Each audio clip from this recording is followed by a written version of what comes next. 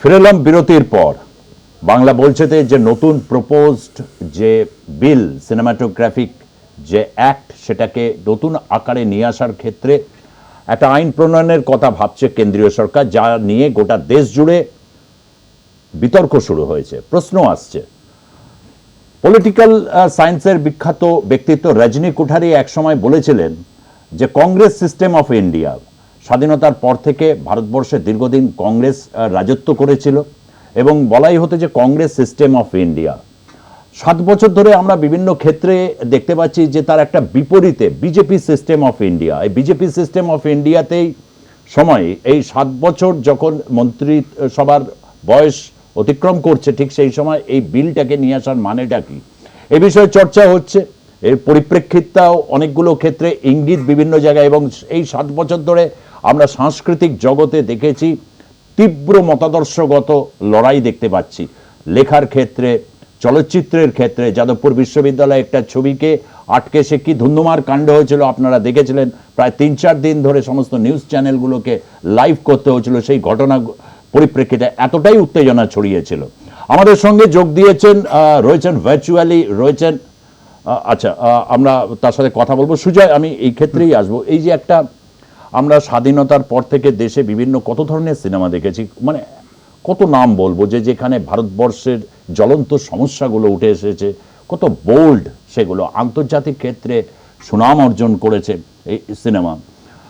কিন্তু রিসেন্ট টাইমে এই যে বিলটা নিয়ে আসার পেছনে একটা অসৎ উদ্দেশ্য কি কাজ করছে, নাকি সরকার একটা কোনো জায়গায় মূলচ্ছেদ করতে চাইছে? যে কতগুলো জায়গায় আমরা আগেও বলেছি যে হিন্দু দেবদেবীকে নিয়ে বা বিভিন্ন জায়গায় যে হিন্দু ওয়ে অফ লাইফস্টাইলকে অনেক লিবারেলরা যে ভাবে আর কি তাদের সিনেমা একটা শক্তিশালী মাধ্যম, এটা তো কোনো সন্দেহ অবকাশ নেই, যেভাবে নিয়ে এসেছে সেটা দেশের শাসক যারা রয়েছেন ক্ষমতায় তাদেরকে যথেষ্ট পরিমাণে কিন্তু ক্ষুব্ধ করেছে।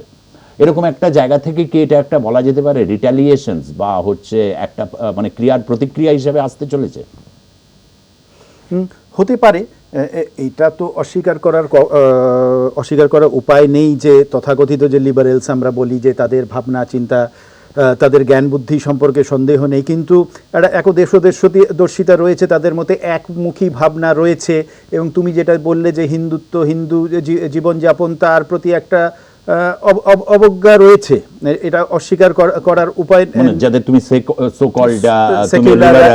লিবারেল বলছি বা লেফট ইন্টেলেকচুয়ালস বলি আমরা, ধরো বিশেষ কিছু ইউনিভার্সিটির অধ্যাপক, ছাত্র, এদের মধ্যে একটা ভাবনা রয়েছে অকারণে হিন্দুত্ব, হিন্দু দেবদেবীদের খোঁচানো, তাদের নিয়ে কিছু কথা বলা রয়েছে। তো এইভাবে তো সত্যি আঘাত করার কোনো প্রয়োজন নেই। তোমরা এক জায়গায় যখন এই দেবদেবীতে বিশ্বাস করছো না, তাহলে তাদের নিয়ে কমেন্ট করার দরকার কি? করে সুযোগ করে দেওয়া যারা বিশ্বাস করছে, আঘাত করার কোনো দরকার নেই। তো সেই জায়গা থেকে, সেইগুলো থেকে নিশ্চয়ই একটা স্পেস তৈরি হয়েছিল যে জায়গাটাকে ব্যবহার করবে এখনকার যারা রাজনৈতিক শক্তি, এবং হয়তো কিছুটা রিটালিয়েট করার দরকারও, হয়তো দরকারও। মানে এই কারণ এই মতটা খুব শক্তিশালী। তো এই যে লিবারেলদের, তারাই তো মূলত লেখালেখি করছেন, কাগজে, এডিটোরিয়ালে তাদেরই বক্তব্য উঠে আসছে, ছবির ক্ষেত্রেও হচ্ছে, ডকুমেন্টারি ছবির ক্ষেত্রে হচ্ছে, ফিকশনে অতটা না হলেও। তো বিভিন্নভাবে তারা তাদের মতামতটা ছড়াচ্ছে। তো উল্টো দিকের যে ভাবনা, সেটারও তো একটা জায়গা তৈরি হওয়া উচিত, একতরফা তো হওয়া উচিত নয়। সেই জায়গা থেকেই হয়তো একটা জায়গা তৈরি হয়েছিল। মানে সেটা একটা দিককে নিঃসন্দেহে মানে একটা রাস্তা ওপেন করেছে। তুমি যেটা বললে যে এটা হয়েছে, এবং এই ক্ষেত্রে যদি রিটালিয়েশনস ওই দিক থেকে দেখা যায়, সেটা অস্বাভাবিক কিছু নয়।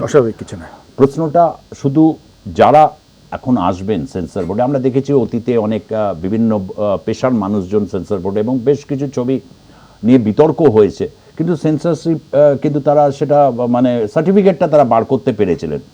শুধু তো রাজনৈতিক বা হচ্ছে মানে হিন্দু দেবী থেকে শুরু করে হিন্দু জীবনযাত্রার প্রশ্নটা শুধু নয়, প্রশ্নটা কিন্তু রয়েছে হচ্ছে পলিটিক্যাল।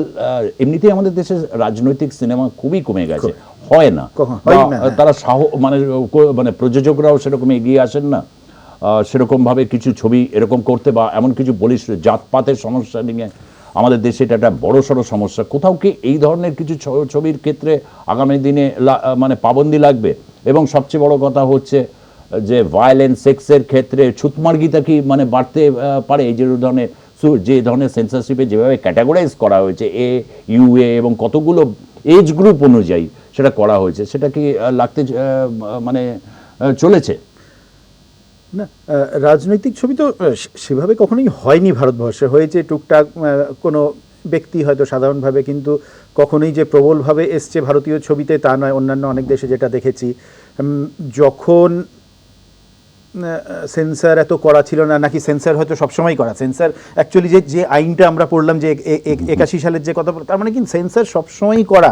এই ব্যাপারগুলো সরকারের হস্তক্ষেপের সুযোগ বা এই যে খুব ভেগ কিছু কথা বলা আছে, সেই সুযোগটা কিন্তু রয়েছে, সবসময়ই এটা ছিল। তো কিন্তু এগুলো পেরিয়ে কখনোই তুমুলভাবে রাজনৈতিক ছবি করার চেষ্টা হয়নি। তো এখন সেটা কমে যাবে বা বেড়ে যাবে সেইরকম মনে হয় না। মানে এখনো মানে সেটা বলার মধ্যে ডিসাইসিভ আসেনি, উল্টোটাও হতে পারে, যেটা ইরান বা অন্যান্য দেশগুলোতে আমরা দেখি, যদি সেইভাবে খুঁজে নেন, চাপের মধ্যে পড়ে শিল্পীরা। কিন্তু সবসময় ভারতবর্ষ কিন্তু সিনেমাকে তো খুব শৈল্পিক উদ্দেশ্যে ব্যবহার, কিছু লোক কখনো ছোটোখাটো ভাবে সাধারণভাবে, এবং সেটাও রিজিয়নাল সিনেমাতে করা হয়েছে, মেইন স্ট্রিম হিন্দি ছবিতে কখনোই সেইভাবে।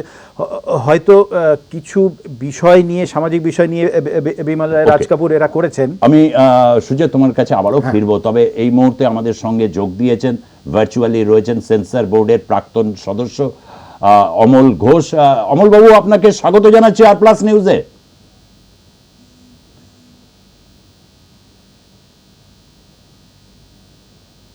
অমল বাবু শুনতে পাচ্ছেন তো?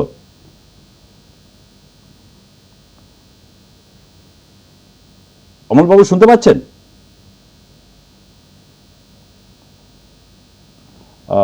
কিছু সমস্যা হয়েছে। হ্যাঁ,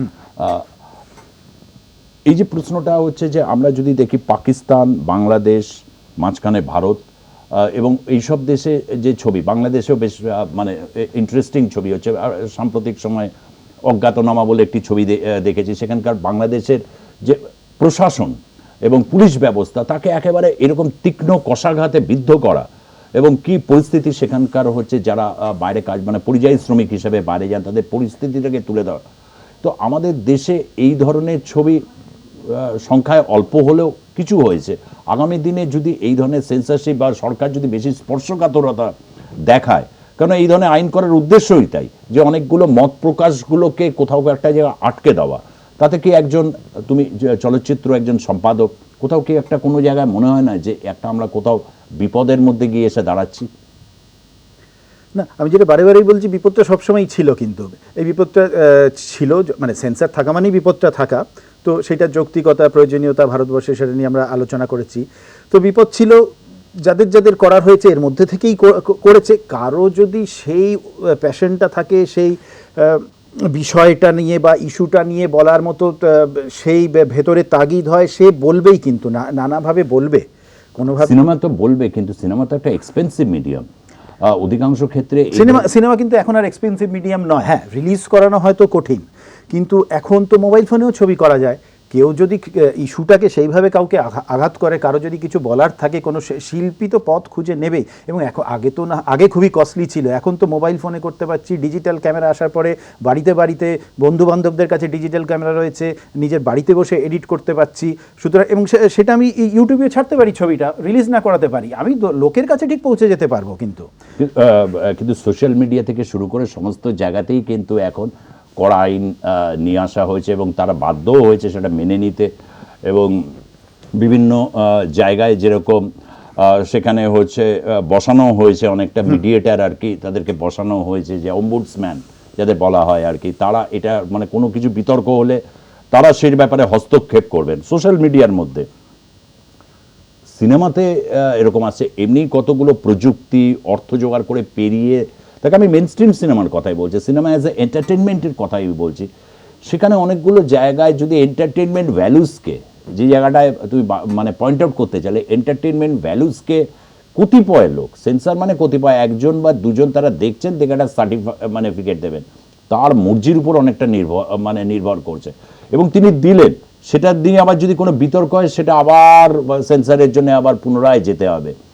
এতে সত্যিকারের কিছু করা সম্ভব, মানে যেখানে এন্টারটেনমেন্ট ভ্যালুজই বলি বা এস্থেটিক ভ্যালুজই বলি, সত্যি কিছু করা সম্ভব? জানি না সমাধান কোথায়। না, এটা তো কিছু মানুষ যখন জড়ো হচ্ছে একটা সিদ্ধান্ত নেওয়ার জন্য, প্রত্যেকে নিজের নিজের ভ্যালু সিস্টেম নিয়ে আসছে, নিজের অতীত নিয়ে আসছে, নিজের কাজকর্ম সব কিছু নিয়ে আসছে, তো সেইটার তো এবং সেই একটা মূল্যবোধ নিয়ে যখন আমি একটা বিচার করতে, তারা কেউ প্রফেশনাল না, আমি জানি না মানে এরকম কি প্রফেশনাল লোক হতে পারে, সেটাও একটা ভাবনার জায়গা আছে। মানে কাদের কথা বলছো? এই যে সেন্সর বোর্ড, যারা সেন্সর বোর্ডে থাকছে, যারা বিচার করছে ছবিটা, প্রত্যেকটা জায়গাতে আমরা এক্সপার্টাইজের দিকে যাই, প্রত্যেকটা প্রফেশনালদের নিয়োগ করি প্রত্যেকটা জিনিস, এখানেও কি সেরকম হওয়ার জায়গা আছে বা সেরকম হওয়া উচিত? কারণ কয়েকটা লোককে আমি জড়ো করলাম বিভিন্ন প্রফেশন থেকে, তাদের বিভিন্ন কারণে, হয়তো কারো রাজনৈতিক যোগাযোগ আছে বা কোনোভাবে, কেউ হয়তো অন্যান্য সরকারি পোস্ট থেকে পদাধিকার বলে এলেন, তাদের কি সেই যোগ্যতা, হয়তো ব্যক্তি হিসেবে তার সেই যোগ্যতা আছে, সে যে কাজটা করছে তাতে হয়তো তার যোগ্যতা রয়েছে, কিন্তু একটা চলচ্চিত্র বা শিল্প বিচার করার কি তার যোগ্যতা রয়েছে সেইটা ভাব, নাকি এর জন্য প্রফেশনালদের আসা উচিত, যারা এটা বোঝে, যারা জানবে, যেটা এটা নিয়ে চর্চা করছে, যাদের সেই দৃষ্টিভঙ্গি রয়েছে, যারা পৃথিবী জুড়ে কি ঘটছে তারা জানে, কি সেটা কিন্তু নয়। মানে আমাদের যা অভিজ্ঞতা, কিছু লোকজনকে জড়ো করা হয় যাদের এই দৃষ্টিভঙ্গি, বড় দৃষ্টিভঙ্গি নেই, মূলত হচ্ছে রাজনৈতিক বা দলীয় আনুগত্য রয়েছে বা বিভিন্ন ক্ষেত্রে সেটাও আছে। হ্যাঁ, তাদেরকে ম্যানেজ করতে হয়, তো তাদেরকে মানে প্রযোজক পরিচালকরা তাদেরকে ম্যানেজ করে, মানে করতে হয়, মানে তাদের মর্জি বোঝার, অনেক ক্ষেত্রে অকারণে হয়তো বিভিন্ন, প্রায় অনেক ছবিতে দেখা যায় এই সিন বাদ দিতে হবে, ওই সিন বাদ দিতে হবে, এই সিচুয়েশনসের মধ্যে তো পড়তেই হয়। আসলে তো পড়তেই হয়। যেটা বললাম যে একটা তো তাদের ব্যক্তিগত মূল্যবোধের জায়গা কাজ করছে, প্লাস সরকারি নির্দেশও তো আছে, তাদের তো নিশ্চয়ই একটা তৈরি করা হয় বা তাদেরকে বলা হয় যে এইটা পেরোনো যাবে না, এতটুকুই করা যাবে, বা এই জায়গাগুলোর মধ্যে ঢুকবেন না। তো একটাভাবে তো সরকারি নিয়ন্ত্রণ তো বরাবরই রয়েছে। এই যে অ্যামেন্ডমেন্টটার জন্য বিরাট কিছু নতুন হয়ে গেল আমার মনে হয় না, কিছুটা হয়তো বাড়লো, কিন্তু এই নিয়ে না আরও দীর্ঘদিন ধরেই হয়তো আন্দোলন হওয়া উচিত ছিল। সেন্সারের ভেতরে যে আইনগুলো বা ক্লজগুলো রয়েছে না, এইটা একটা হয়তো অতিরিক্ত জিনিস হলো, যেটা আবার আরেকটা বাধা পেরোতে হবে, এই একটা পেরোনোই বেশ জটিল ব্যাপার। মানে যারা এটার সাথে অভ্যস্ত হয়ে গেছে, মানে এখানে সমসাময়িক যাদের ছবি তুমি করো, মানে ধরো সে সৃজিত মুখার্জির একটা ছবি জুলফিকার নিয়ে একটা মানে বিতর্ক তৈরি হয়েছিল, বা কৌশিক গঙ্গোপাধ্যায়, ইন্দ্রদীপ দাশগুপ্ত, অনেক চিত্র পরিচালক এখন এই মুহূর্তে তারা খুব অ্যাক্টিভলি, বিরসা দাশগুপ্ত, প্রচুর, মানে অনেকেই আসছেন যারা দর্শকের কাছে আদৃত হয়েছেন, সমাদৃত হয়েছেন। এই এই এই এই কাঠামোটাকে মেনের মধ্যে, তার মধ্যে তো একটা অ্যাডজাস্ট হয়ে গেছিলেন, এটা একটা বাড়তি একটা যখন একটা এলো, সেই সিচুয়েশনসটাকে কমব্যাট, যেটা আমরা প্রথমে আমি একটু আবার নিবৃত্ত করছি। সুজা আমাদের সঙ্গে যোগ দিয়েছেন সেন্সর বোর্ডের প্রাক্তন সদস্য অমল ঘোষ। অমলবাবু, আপনাকে স্বাগত জানাচ্ছি আর প্লাস নিউজে। নমস্কার।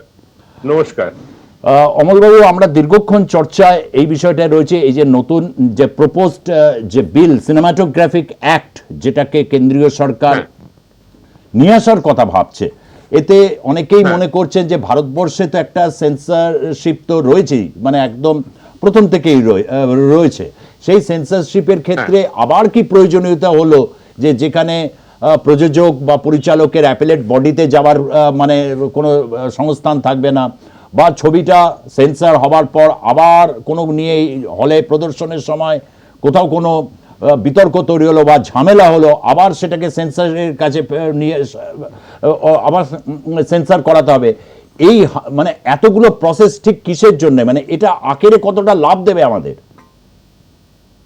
আসলে এখন যেটা এই রিসেন্ট যে সিচুয়েশনটা তৈরি হয়েছে, সেটা আমার মনে হচ্ছে যে এই যে ওয়েব সিরিজে যে ছবিগুলো হচ্ছে, সেই ছবিগুলো অনেক মানে লিবারেল, মানে এমনি আমরা থিয়েটারে বা হলে গিয়ে যে ছবি দেখি, যেটা সেন্সর করে ছবি যেগুলো দেখানো হয়, সেখানে যে সমস্ত কথাবার্তা, ডায়ালগ বা ভিজুয়ালস যেগুলো দেখানো মানে বন্ধ রাখা হতো, সেটা কিন্তু এখানে লিবার্টি পেয়ে যাচ্ছে এবং দেখানো হচ্ছে।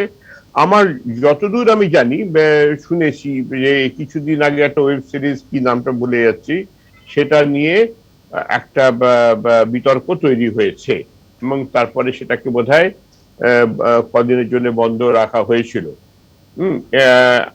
এটা এটা এটা কিন্তু আমাদের সময় এরকম হয়নি তা নয়। আমি অবশ্য সেন্সর বোর্ডের সঙ্গে মানে প্রায় দীর্ঘ 6 বছর টানা ছিলাম। প্রায় 4-5 বছর আমি এখন নেই, আমি অন্য কমিটিতে ছিলাম, আইএনবি মিনিস্ট্রি।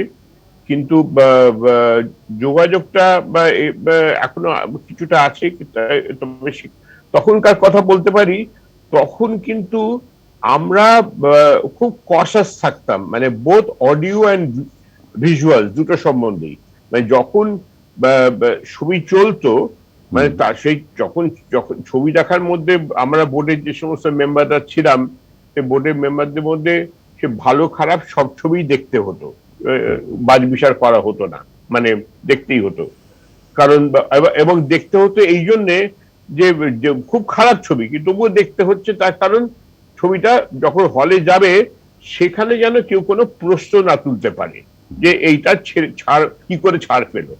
আমি মানে কয়েকটা আমি ঘটনা বলছি, যেমন আমি একজন প্রডিউসারের বা ডিরেক্টরের নামটা এই মুহূর্তে মনে পড়ছে না, একটা ছবিতে আমি মনে আছে আমরা দেখছিলাম, সেখানে কোর্ট রুমের একটা সিন ছিল আদালতের, সেখানে একজন উইটনেস যে কস্টিউম পরে বা যে ড্রেস পরে কোর্টরুমে গেছিলেন, আমার মনে হয়েছিল, আমাদের মনে হয়েছিল যে সেটা কিন্তু স্বাধীনতা বোধের অভাব রয়েছে, এবং যেটা কোর্টরুমে কিন্তু মানে মেনে নেওয়া যায় না।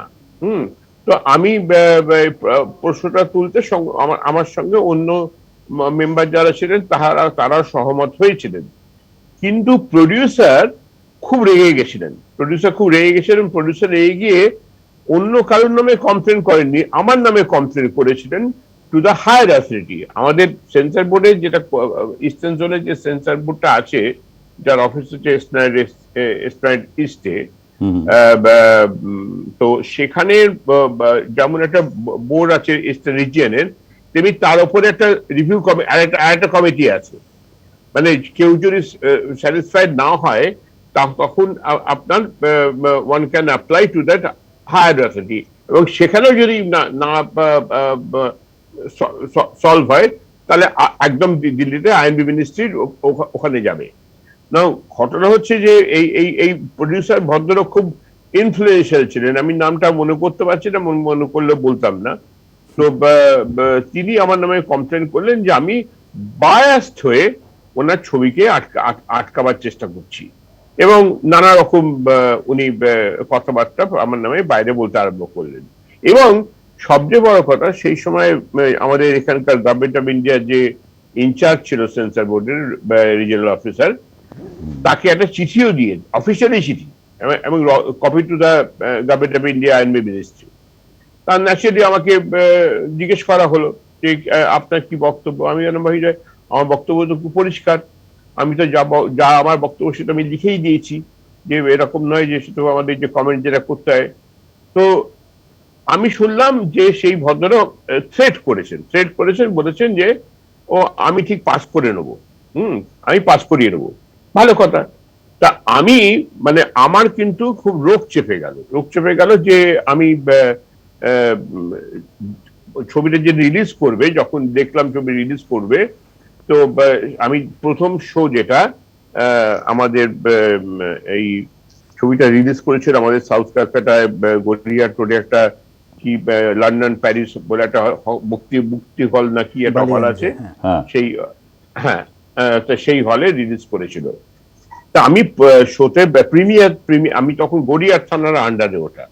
তো আমাদের একটা যে কার্ডটা দেয়া হতো সেন্সর বোর্ডের, সেই কার্ডটা কিন্তু আমাদের ছিল সারা ভারতবর্ষের যে কোনো সিনেমা হলে আমরা ছবি দেখতে পারি, আমরা ঢুকতে পারি, প্রোভাইডেড জায়গা থাকে এবং আমাদের কাছে সেই জন্য আমি, কারণ আমার যদি মনে হয় এই ছবিটা আমার নিয়ে কোনো বক্তব্য আছে, এটা আমার কার্ডে একটা পেছনে লেখা থাকতো।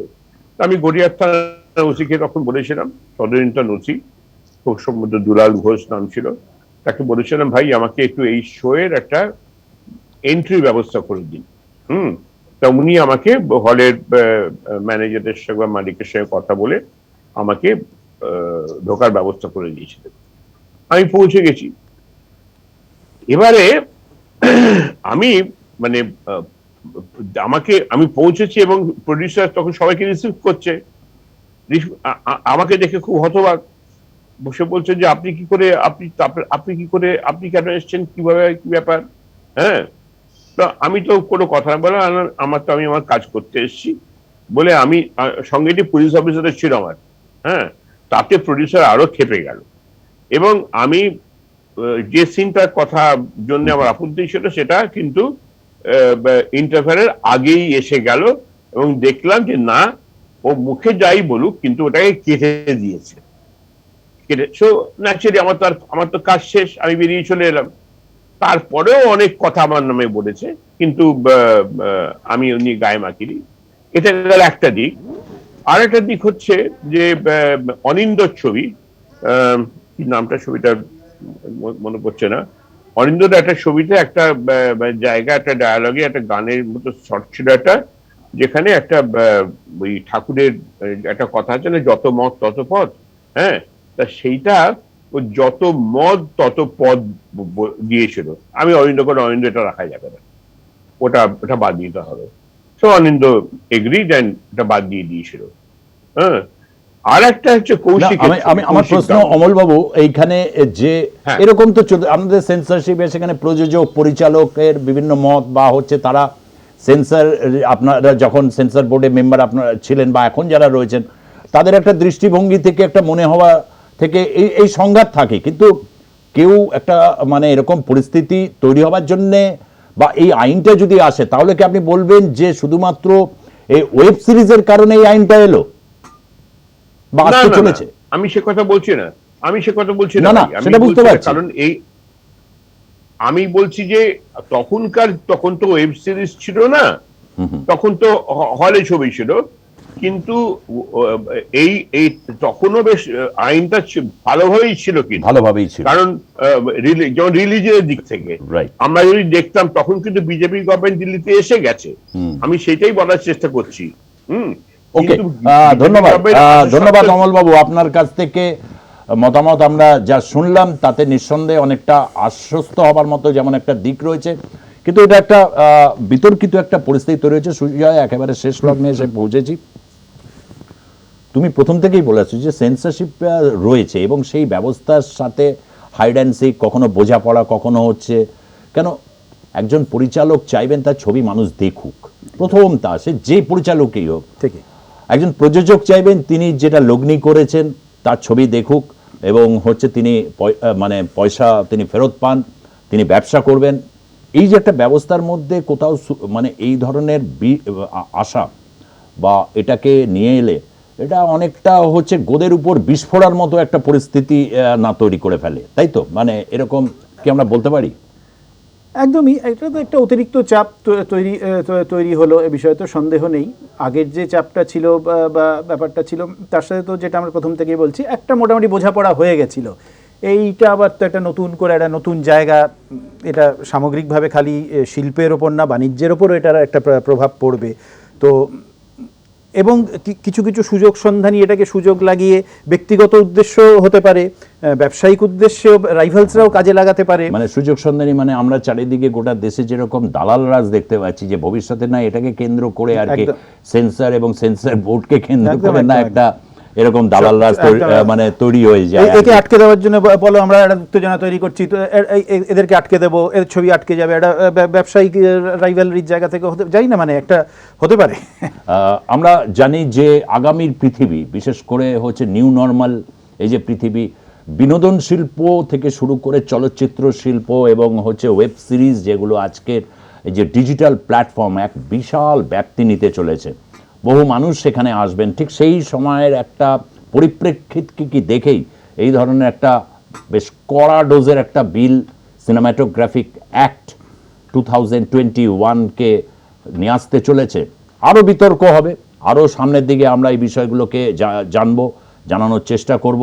তার কারণ আমরা মনে করি যে দেশের গণতন্ত্র অত্যন্ত দরকার, প্রগতি উন্নয়নের সাথে সাথে মুক্ত মনে যদি কথা বলা যায় বা কিছু তার শিল্প ও কর্মকে এগিয়ে নিয়ে আসা যায়, তার থেকে আর মহান কিছুই হতে পারে না। ধন্যবাদ সুজয় দত্ত রায় তোমাকে আমাদেরকে সময় দেওয়ার জন্য। ধন্যবাদ আপনাদেরকেও যারা দেখলেন আজকের পর্বের বাংলা বলছে। দেখতে থাকুন আর প্লাস নিউজ, সবার আগে সবার পাশে। ধন্যবাদ, নমস্কার।